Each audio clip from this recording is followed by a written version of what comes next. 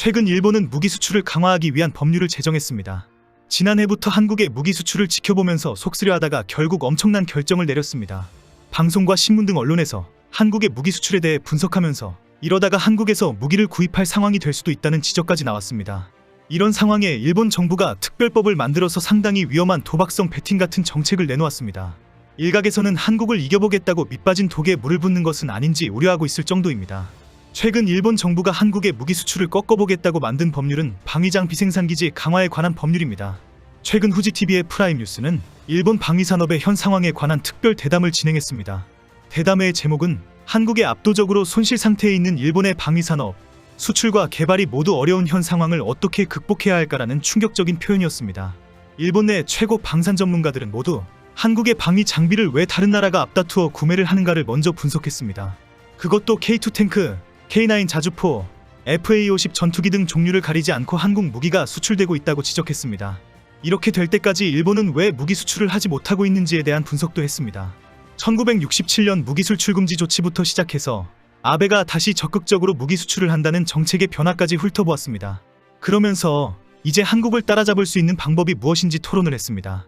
일본은 지난 20년간 100개 이상의 기업이 방위산업에 철수했기 때문에 방위산업 인프라가 모두 붕괴되었다고 보았습니다.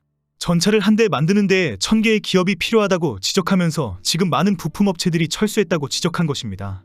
이런 상황이다 보니 무기의 개발과 수출이 어려워지고 있다면서 일본 정부가 이번에 만든 법률이 문제점을 보완하고 결국 무기 수출을 가능하게 하는 특효약이다라고 결론을 내렸습니다.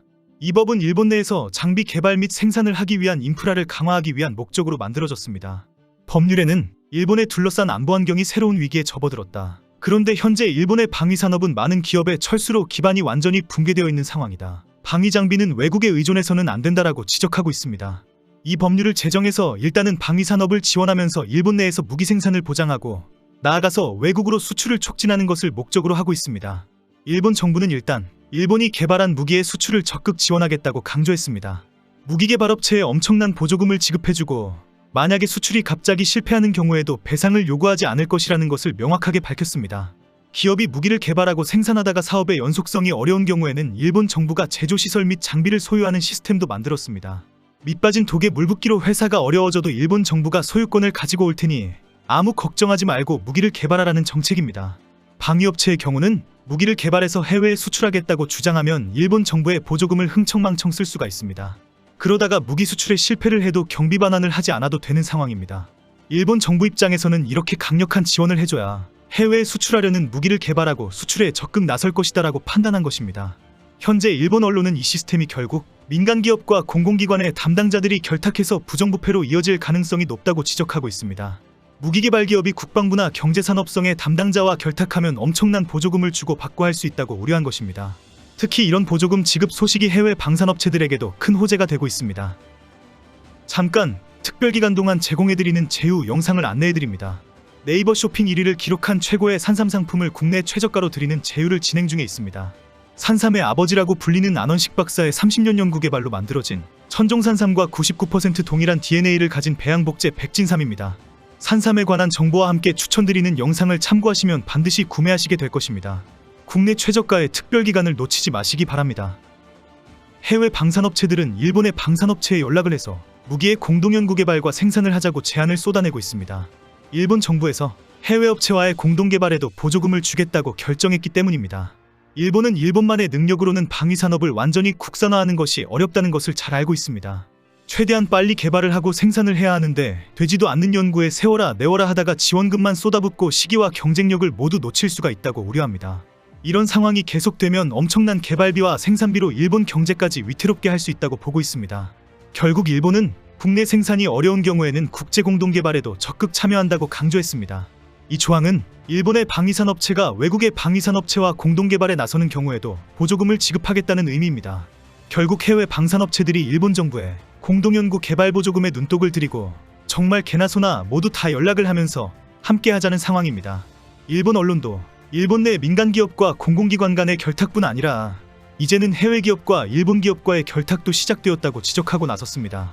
일본 정부가 최근 엄청난 국방 예산을 책정하면서 방위산업체들이 들썩거리며 흥분하는 것과 같은 현상이 생긴 것입니다. 예산이 폭발적으로 증가하면서 이 돈을 노린 업체들과 브로커들이 물을 만난 것입니다. 일본 정부는 지난해 12월 외교국방 정책인 국가안보전략에서 방위산업의 보강이 절실하다라고 강조했습니다.